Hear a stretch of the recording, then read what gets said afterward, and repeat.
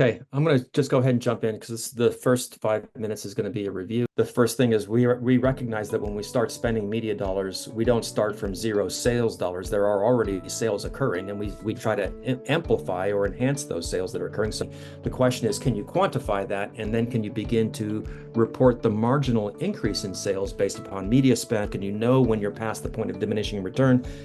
And if you can quantify that, then you realize that moving back on your spend can actually yield a very small sales loss and a very large media savings.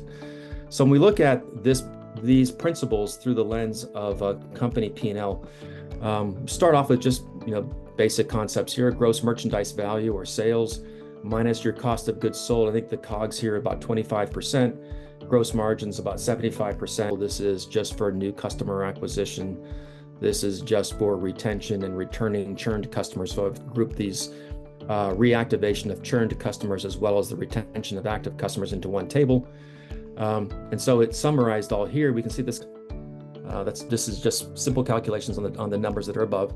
Media per customer is $14, promo per customer $46, shipping per customer $9 for contribution margin of 65. So when we start looking at the advanced attribution of how are our decisions, media spend, promo spend, shipping spend, how are our decisions affecting that on a marginal basis? We see that the actual marginal rate of return on our discretionary spend is $38. So let's now break this out by new customer acquisition.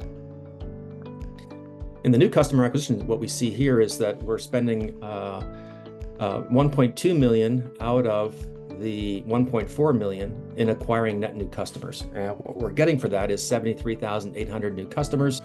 But on the advanced attribution standpoint, we see that the marginal rate of return is $7 profit in acquiring customers.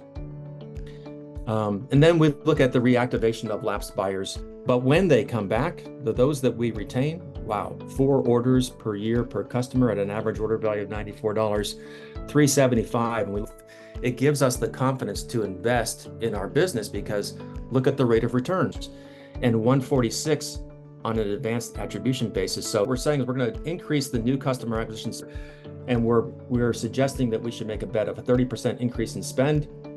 Now, if we do that, we would go from $1.2 million in observed sales for new customer acquisition to 1.6. Then we come down here to the retained customers, and if we retain 15% of these 11,000 new customers, and 15% of them buy again even just this year, what's the impact of that? And the 15% repurchase rate of those 11,000 buyers. In other words, we see that being aggressive and investing in ourselves comes out to call it a wash, a 1% delta.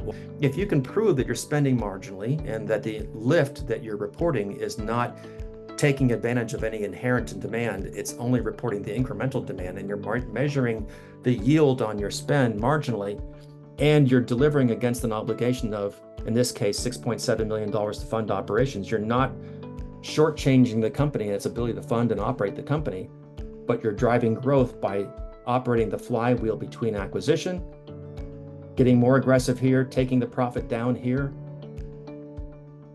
under the expectation that you can also drive retention. So you can offset an increased investment in acquisition, and that is the flywheel. That is the virtuous cycle we should all be after. And if you can dovetail provable metrics to the existing culture around the company's reporting, so much the better. And if you can tie that to activations and then report all that up to a set of reports that are the source of truth for the company, when you get to that point where the metrics you're using for operational marketing spend tied directly to company P&L. So this is a way of introducing cultural change. That concept of convergence, having all of the metrics in use by all of the players in a report that brings it all together, is a great way of leading that change.